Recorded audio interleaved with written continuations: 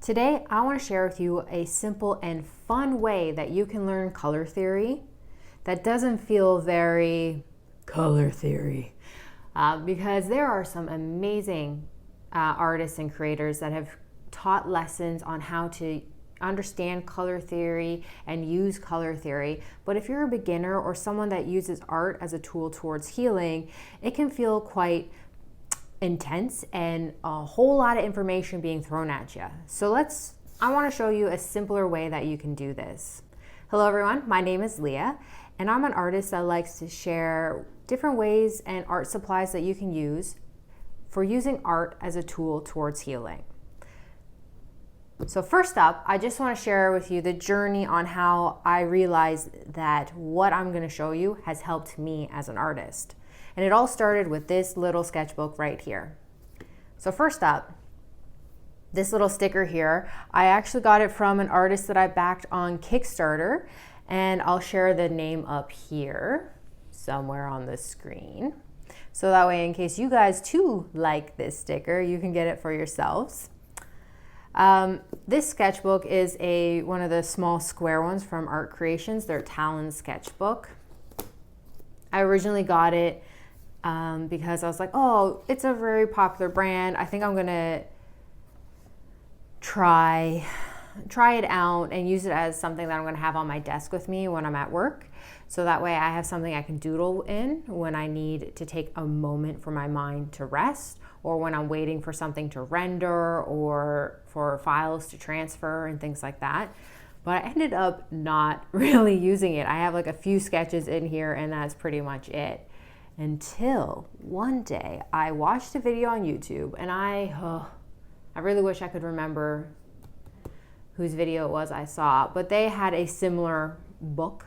I don't know if it was the same brand, but they were using it to practice doing basic limited palette patterns. So they had like little color palettes and different patterns and things within their book. And I was like, that is an ingenious way to use my sketchbook.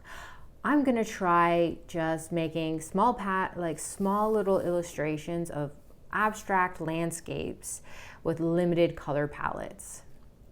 And that's how this became. I think when I really started to use it was back in August.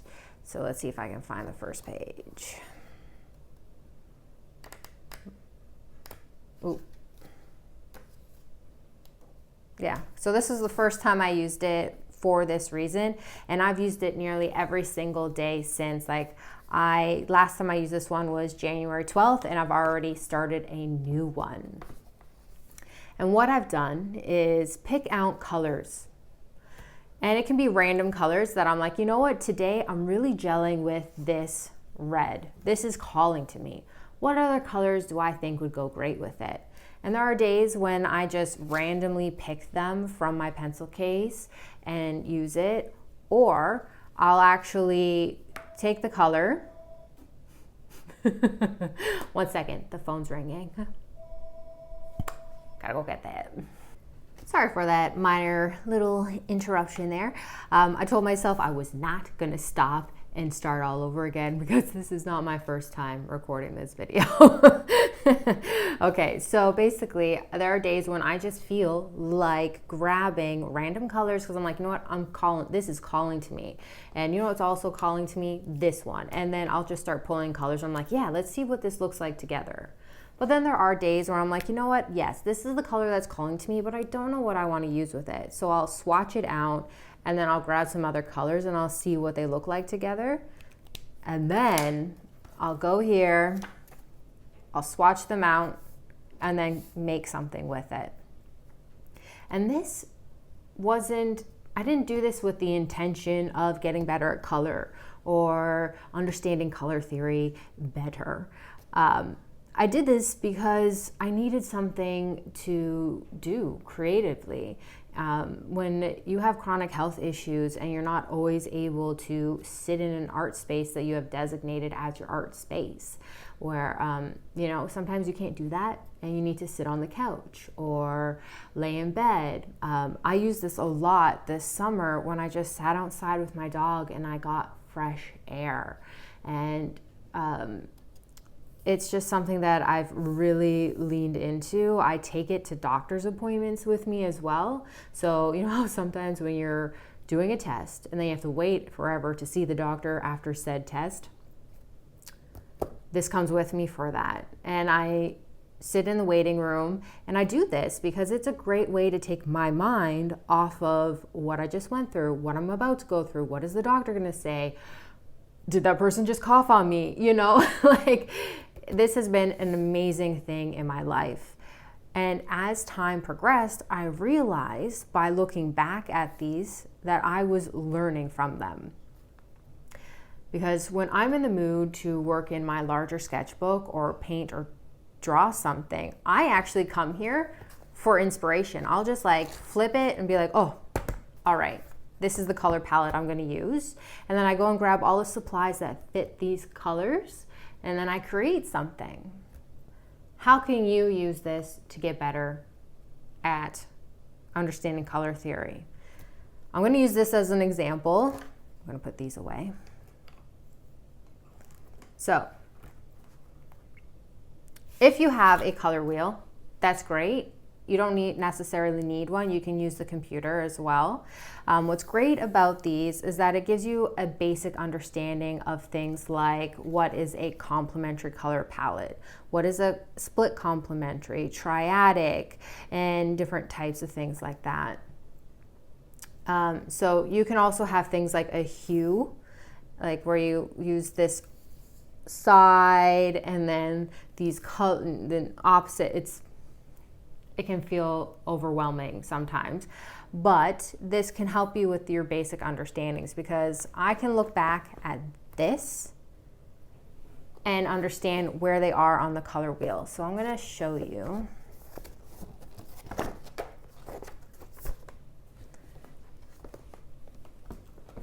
Hopefully I have all of these supplies here with me, because I'm constantly changing my pencil cases. These are the ultimate pencil case. If you guys aren't familiar with my channel, there's something that I've created and that I'm working on fixing with prototypes and getting all ready to go to Kickstarter. They are the perfect pencil case because you can fit so many things in them and carry things like Posca pens and everything. I love them so much. So on the color wheel, this is something you would do after you've done your drawing and you want to reflect on the colors that you've done and to see what kind of palette they are.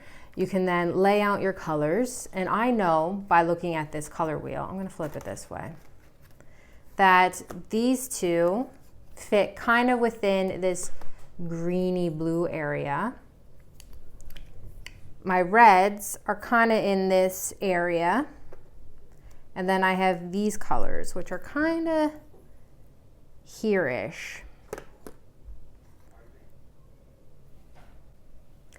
So to me, this looks like a split complementary color palette.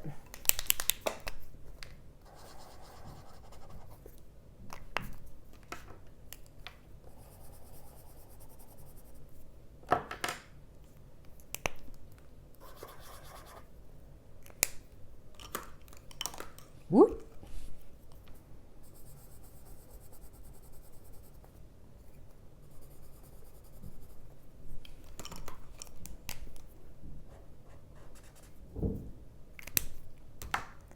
What makes it that way is the fact that the exact complementary color to this would be down here, which would be more of a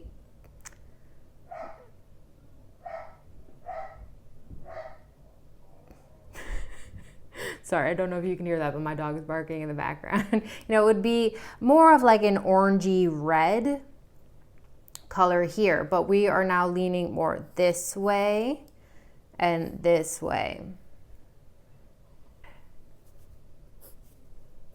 So there you go. It's a split complementary. And even though technically you would consider this to be the hero color, so the one that you might use the most when you have a hero color, I've used it as an accenting color, so that way it makes the other ones kind of pop, as I can see through what I've done. So this creates a split complementary color palette. And then once you realize that, you can then reflect on it and be like, oh, do I like these colors together? Do I think this is pleasing to the eye? And personally, I think it does. I think it has harmony to it. Let's look at the one I just did yesterday in my new sketchbook. And by the by, if any of you are also artists that sell stickers, or you know of an artist that you absolutely love, this sketchbook is in need of a sticker. So hit me up in the comment section below and let me know, because I want to, celebrate and support my fellow artists. So this is the first one that I did in my sketchbook. And I did this yesterday. I'm going to put these colors aside. And I used this one, this one, this one, this one, and these. All right. So by looking back at my color palette, what I did was I grabbed colors that were just calling to me, because I'm absolutely obsessed with this light magenta that I have from Faber-Castell. I just recently got it and I think it's going to become my new favorite. And I wanted to see what it would look like with my favorite dark green, which is the dark sap green from Luminance. And I just grabbed colors that would go well with it. And at first I was like, ooh, maybe this one, this one, this one, this one. It's okay. I just picked colors and it ended up creating a complementary color palette with neutrals. So how's that complementary? It's green and red is technically pink. So in this case, it's a complementary color palette. So that is opposites.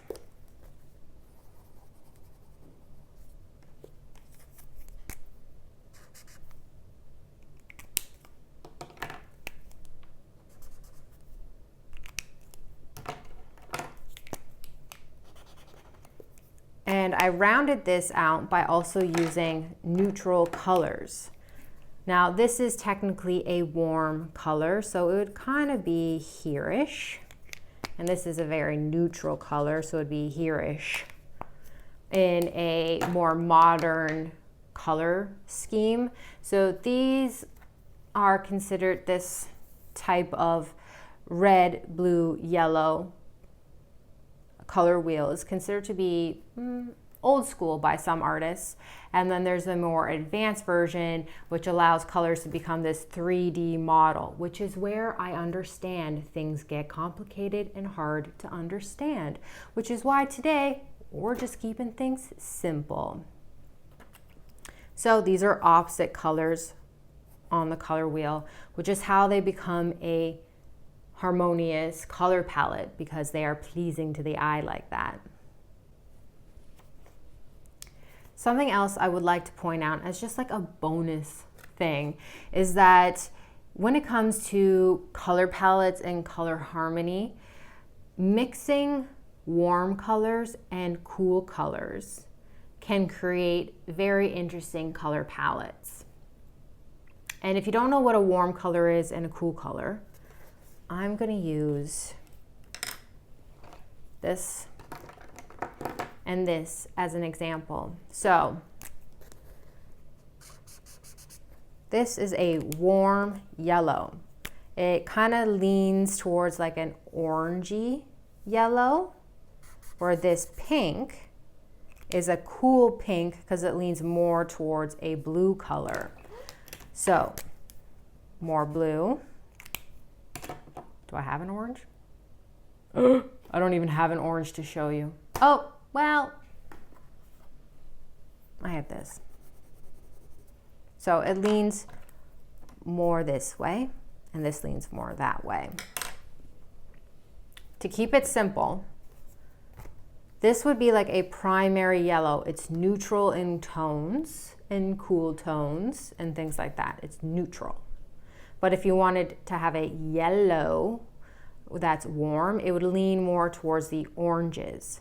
A cool yellow leans more towards the greens and blues. So it goes this way on the spectrum of color.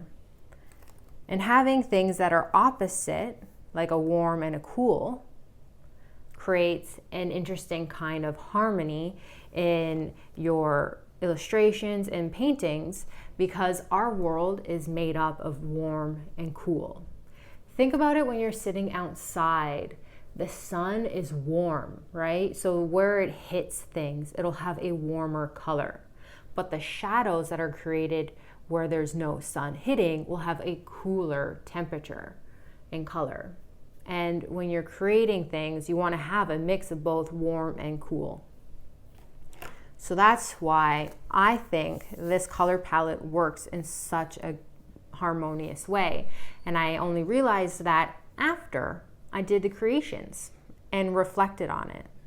If you guys are interested in learning more about color theory and the different types of color combos that you can have, like split complementary, complementary, triadic, monochromatic, all those things like that, let me know in the comment section below, and I can create individual videos for each one, and we can examine and look at different examples of them as well.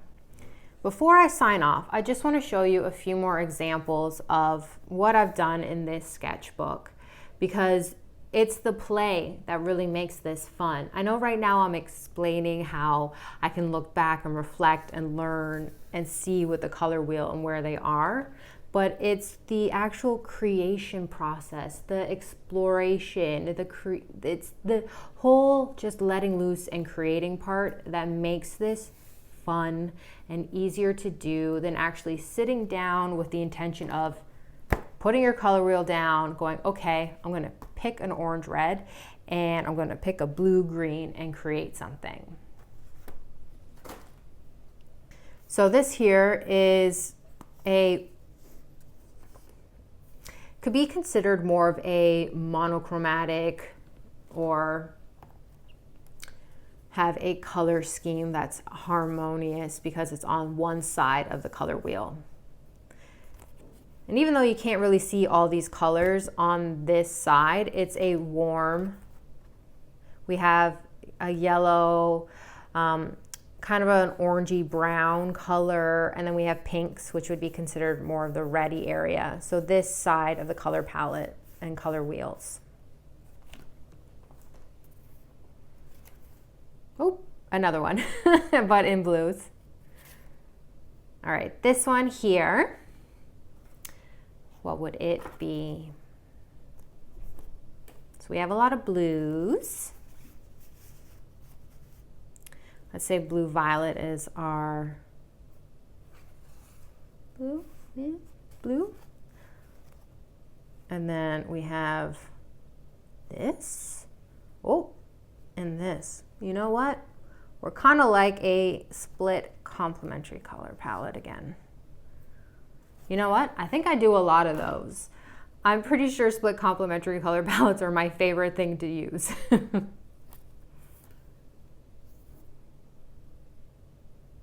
Here's another one.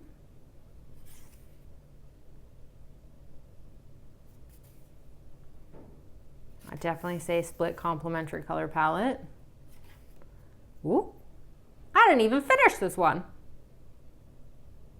Well, now I gotta finish it. Oh, I remember. My name got called. Okay. Yes, definitely gotta go back and finish this. Where's my...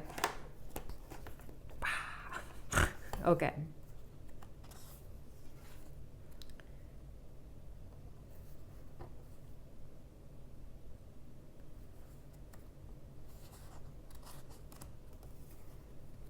Ooh, color swatching.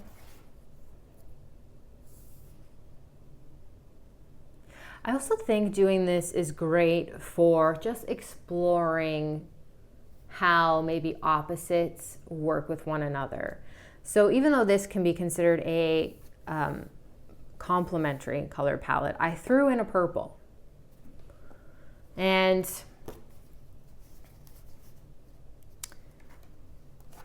that would be this, and then purple over here. So technically it's not split complementary, but I think it does still lend to a very interesting color palette and creation of color. Harmony. That was the word I was looking for. I just blanked there for a second. I feel like I've said that word a lot today, actually. So is this something that you think that you would be doing for yourself? It doesn't have to be in a square sketchbook. You can do it in any format you'd like. But is this something that you think would be interesting for you? Thank you everyone for watching this video. I hope you found it useful. If you have any comments or questions, let me know in the comment section below. And if this is something that you're interested in and you're new to art or you like using art as a tool towards healing, hit that subscribe button because that's all that I'm about here. Once again, thank you, and until next time, stay magical.